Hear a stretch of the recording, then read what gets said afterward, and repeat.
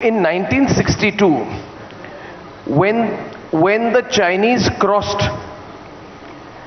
and when they went through Nefa and were on the borders and almost entered Assam, Nehru went on radio, I think, and he said, "My heart goes out to the people of Assam." Which means the Prime Minister of India at that time almost gave up Assam, or was willing to give up without a fight. That is one situation. And the same media at that time and even now says, no, strategic mistakes, etc., but has never quite blamed Nehru for it. Now you put this to the present context of Doklam. When the Chinese tried to get the heights, and when we moved the guns, and when we outstared them, and when Mr. Doval actually met the Chinese equivalent of the National Security Advisor, bargained with them and got them to back off. We see the change in approach. And yet it is that the narrative in India has not quite changed, or nobody's quite, I can say that I'm speaking for a lot of the media, they still find mistakes in the government's handling of its China policy. So I would like your view on that, both from the point of view of Assam, your state, and nationally. And in the context of the discussion that we are having. I'll just go to 1962 for a brief while. Please. I have seen the Nehru speech completely. Nehru in that speech, he said that countrymen, now we are losing battles. Everywhere we are losing. But don't worry, we will win one day. So you must read the entire speech. That is more dangerous than what you have quoted. He said openly on the news, openly on that broadcast, he said that as of now we are losing everywhere. But don't worry, there will be time will come, one day we will win. So that was the exact meaning of his speech. I am quoting him.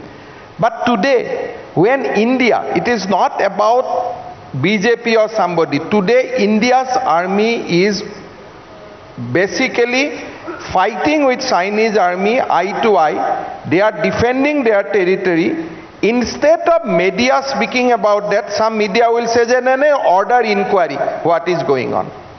So I am of the view that there are media who knowingly, unknowingly, trying to strengthen the views of opponents of the country, not the opponents of the BJP.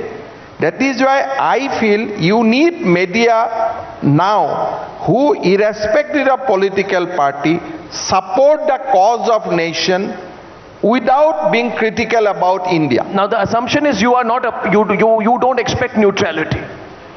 I am constantly coming back to it. Are you against a neutral media? I do not support neutrality, because in this world people cannot be neutral. You have to support India. Who can be neutral, you tell me? You, as a human, you have to have a choice. You go to vote, so you have to vote somebody.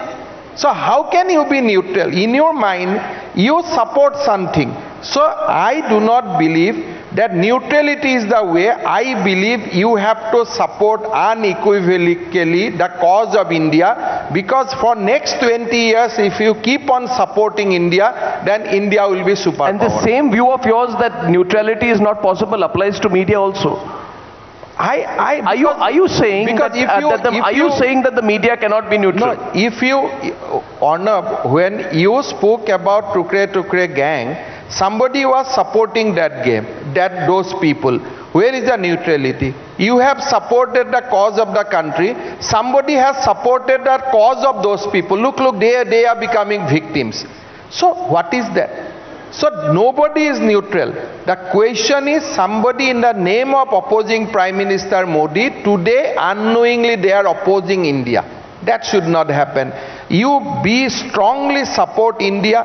You be with the India, and you can see that next 20 years India will be a superpower. But I do not, let me have a rider. You have a free choice to criticize any politician whenever they do things wrong to the country.